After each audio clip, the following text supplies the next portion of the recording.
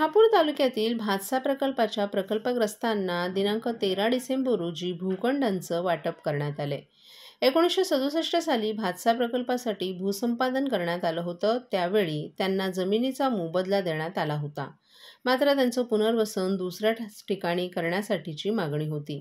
त्याप्रमाणे त्यांना भातसानगर येथे 97 भूखंड पाडण्यात येऊन त्या भूखंडांचं हस्तांतरण दिनांक 13 डिसेंबर रोजी ठाणे जिल्हाधिकारी अशोक शिणगारे यांच्या मार्गदर्शनाखाली करण्यात आल्याची माहिती उपजिल्हाधिकारी रेवती गायकर यांनी दिली आहे। या 97 प्रकल्पग्रस्तांपैकी 43 प्रकल्पग्रस्तांना 13 डिसेंबर रोजी भूखंडांचे प्रत्यक्ष ताबे देण्यात आले।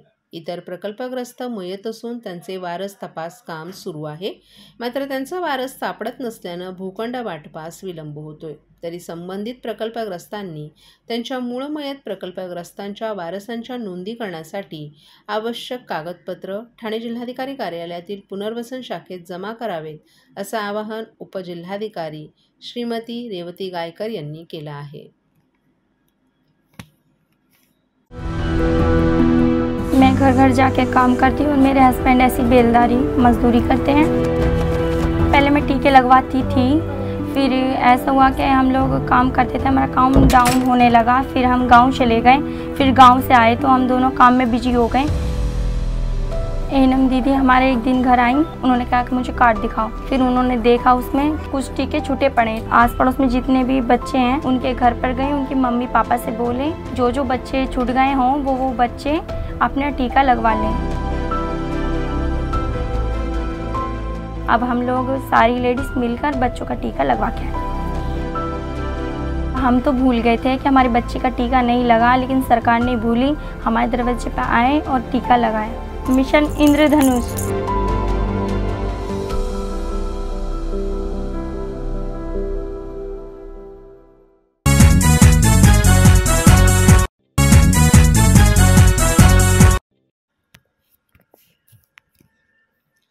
ठाणे रेल्वे स्थानकातून प्रवास करणाऱ्या प्रवाशांसाठी अत्यंत महत्त्वाची बातमी असून 16 आणि 17 डिसेंबरच्या मध्यरात्री ठाणे स्टेशनवर पादचारी पूल गर्डर्स लॉन्च करण्यासाठी वाहतूक आणि पॉवर ब्लॉक असणार आहे। मध्य रेल्वेकडून या संदर्भात अपडेट देण्यात आली आहे। मध्य रेल्वे ठाणे स्थानकाच्या 5 मीटर रुंद FOB कल्याण टोकालासाठी गर्डर लॉन्च करण्याकरिता विशेष वाहतूक आणि पॉवर ब्लॉक चालवण्यात येणार आहे।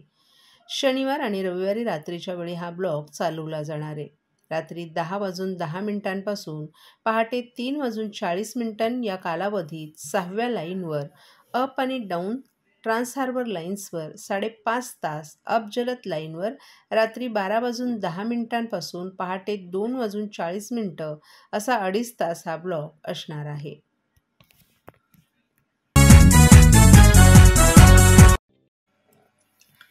ठाणे महानगरपालिका क्षेत्रातील जे करदाते मालमत्ता कर चालू वर्षाच्या मागणीसह एकत्रित महापालिकेकडे जमा करतील, अशा करदात्यांना त्यांच्या थकीत मालमत्ता करावर कराधान नियम 41(1) अन्वये आकारण्यात येणारी शास्ती माफ करण्याचा धोरणात्मक निर्णय घेण्यात आलाय। या अनुषंगानं आकारण्यात आलेल्या शास्तीमध्ये पूर्णतः सूट देण्याचा निर्णय महापालिका आयुक्त अभिजित बांगर यांनी घेतला आहे। जे करदाते 15 डिसेंबर 2023 ते 31 डिसेंबर 2023 या कालावधीमध्ये थकीत मालमत्ता कर चालू वर्षाच्या मागणीसह एकत्रित महापालिकेकडे जमा करतील, अशा करदात्यांना त्यांच्या थकीत मालमत्ता करावर कराधान नियम 41(1) अन्वये आकारलेल्या शास्तीत 100% सवलत देण्यात येणार आहे।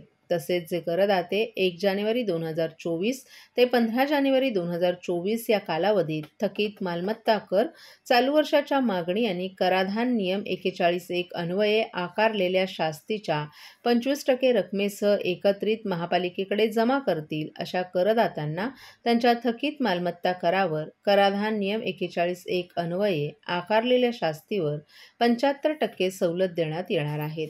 तसंच जे करदाते 16 जानेवारी 2024 ते 31 जानेवारी 2024 या कालावधीत थकीत मालमत्ता कर, चालू वर्षाच्या मागणी आणि कराधान नियम 41(1) अन्वये आकारलेल्या शास्तीच्या 50% रकमेसह एकत्रित महापालिकेकडे जमा करतील, अशा करदात्यांना त्यांच्या थकीत मालमत्ता करावर कराधान नियम 41(1) अन्वये आकारलेल्या शास्तीत 50% सवलत देण्यात येणार आहे.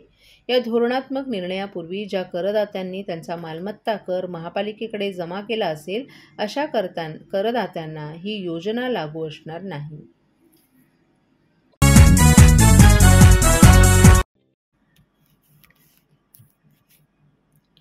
राज्यातील अधिकारी कर्मचाऱ्यांना जुनी सेवा निवृत्ती वेतन योजना लागू करण्यासंदर्भात नेमलेल्या समितीचा अहवाल प्राप्त झालाय. त्यावर अभ्यास करण्याचे निर्देश देण्यात आले असून मुख्य सचिवांमार्फत त्याबाबतचं मत शासनाला सादर करण्यात येईल. निवृत्त होणाऱ्या कर्मचाऱ्यांची आर्थिक व सामाजिक सुरक्षा जुन्या पेन्शन योजनेप्रमाणे योग्य प्रकारे राखली जाईल, या मूळ तत्वावर शासन ठाम आहे. शासनाला प्राप्त झालेला अहवाल आणि त्यावरील चर्चा आणि अंतिम निर्णय हा या तत्वांशी सुसंगत असेल. त्यामुळे या अहवालावर अंतिम निर्णय येत्या अर्थसंकल्पीय अधिवेशनात घेण्यात येईल अशी ग्वाही देतानाच अधिकारी कर्मचाऱ्यांनी संप मागे घ्यावा असं आवाहन मुख्यमंत्री एकनाथ शिंदे यांनी विधानसभेत एका निवेदनाद्वारे केलं आहे. या संदर्भात निवेदनाद्वारे माहिती देताना मुख्यमंत्र्यांनी राज्यातील राज्य शासकीय अधिकारी कर्मचारी समन्वय संघटनांच्या विविध मागण्यांसंदर्भात बैठक घेण्यात आल्याचं सांगितलं. या बैठकीस उपमुख्यमंत्री देवेंद्र फडणवीस आणि अजित पवार यांच्यासह आमदार आणि विविध संघटनांचे प्रतिनिधीही उपस्थित होते. जुनी पेन्शन योजना लागू करण्यासंदर्भात यापूर्वी शासनानं नेमलेल्या सुबोधकुमार समितीचा अहवाल शासनाला प्राप्त झालाय. त्यावर या बैठकीत सविस्तर चर्चा करण्यात आली. अधिकारी कर्मचारी संघटनेनं ज्या मागण्या केल्या होत्या त्यावर महत्त्वपूर्ण असे सकारात्मक निर्णय घेण्यात आल्याचंही त्यांनी सांगितलं. संघटनांच्या मागणीनुसार राज्य शासनानं महत्त्वाचे 5 निर्णय घेतले आहेत. याची माहिती देताना मुख्यमंत्री एकनाथ शिंदे यांनी 31 मे 2005 पूर्वी जाहिरात दिलेल्या अधिसूचित केलेल्या पदांवरील नियुक्त्यांना म.ना.से निवृत्तीवेतन नियम 1982 अंतर्गत समाविष्ट करण्याचा निर्णय घेण्यात येणार आहे. याबाबतचा प्रस्ताव मंत्रिमंडळापुढे मान्यतेसाठी ठेवण्यात येणार असून त्याचा लाभ सुमारे 26,000 अधिकारी कर्मचाऱ्यांना होणार आहे. यासोबतच 80 वर्षांवरील निवृत्तीवेतनधारकांना केंद्राप्रमाणे अतिरिक्त निवृत्तीवेतन अदा करणं, सेवानिवृत्ती उपदान, मृत्यू उपदानाची मर्यादा केंद्राप्रमाणे वाढवणं, निवृत्तीवेतन अंशराशीकरण, पुनर्स्थापना कालावधी कमी करणं आणि वित्त व लेखा विभागातील सेवा प्रवेश नियमांबाबत बैठक झाली असून त्याचा निर्णय अंतिम टप्प्यात असल्याचं मुख्यमंत्र्यांनी सांगितलं. जुनी पेन्शन योजना लागू करण्यासंदर्भात नेमलेल्या समितीनं आपला अहवाल गेल्याच आठवड्यात शासनाला सादर केलाय. यामध्ये समितीनं सुचवलेल्या तरतुदी लागू करण्याकरिता त्याचा सविस्तर अभ्यास होणं आवश्यक आहे. प्राप्त अहवाल आणि त्यावरील चर्चा आणि अंतिम निर्णय हा या तत्वांशी सुसंगत असेल. या अहवालावर अंतिम निर्णय येत्या अर्थसंकल्पीय अधिवेशनात घेण्यात येईल. संघटनेच्या मागण्यांप्रती शासन सकारात्मक असून संघटनेनं सुरू केलेला संप त्वरित मागे घ्यावा आणि सर्वसामान्य जनतेची गैरसोय होणार नाही याची काळजी घ्यावी असं आवाहन मुख्यमंत्र्यांनी केलं आहे.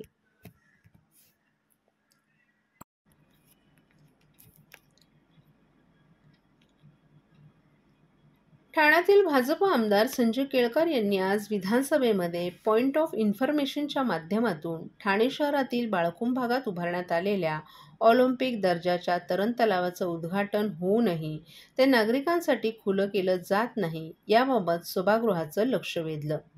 हे तरण तलाव सुरू करण्याबाबतची त्यांनी मागणी केली. तसंच ठाणे शहर हे सांस्कृतिक शहर असून येथे कलाकार मोठ्या प्रमाणात वास्तव्य करतात आणि नवनवीन कलाकार उदयाला येत आहेत. यासाठी उभारण्यात आलेल्या कलाभवन त्याची दुरुस्ती करून खुलं करावं आणि कलाकारांना त्याचा वापर करून देण्यात यावा अशी मागणी आमदार संजय केळकर यांनी केली आहे. मी त्या ठिकाणी 2दा त्या ठिकाणी भेट दिली. माझी विनंती आहे की शासनाच्या माध्यमातून महापालिकेला त्यांनी निर्देश द्यावेत. तसंच कलाभवन देखील त्या ठिकाणी 2009ला अध्यक्ष महोदय ठाणे हे सांस्कृतिक शहर आहे. हे कलाभवन जे आहे ते गेले 3 वर्षापासून बंद आहे. इतकं सुंदर ती वास्तू आहे. त्या वास्तूचं नियोजन शून्यतेमुळे त्या ठिकाणी निगा राखली गेलेली नसल्यामुळे तिथल्या निरनिराळ्या चित्रकला असेल, फोटोग्राफी असेल, निरनिराळ्या कलाकारांना त्या ठिकाणी त्या वास्तूचा उपयोगी ठीक आहे. करता येत नाही. त्याच्यामुळे त्याची तातडीने दुरुस्ती करून ते सुरू करावं अशा प्रकारचे शासनाने निर्देश द्यावे. बोला ताई, मंदाताई बोला.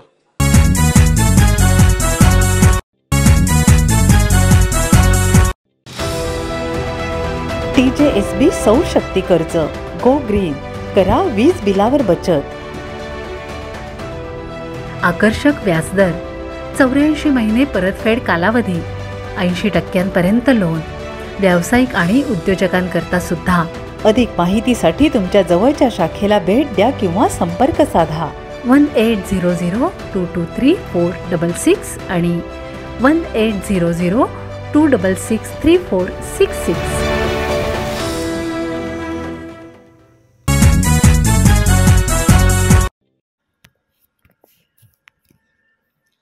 ठाणे रेल्वे स्थानकातून प्रवास करणाऱ्या प्रवाशांसाठी अत्यंत महत्त्वाची बातमी असून 16 आणि 17 डिसेंबरच्या मध्यरात्री ठाणे स्टेशनवर पादचारी पूल गर्डर्स लॉन्च करण्यासाठी वाहतूक आणि पॉवर ब्लॉक असणार आहे.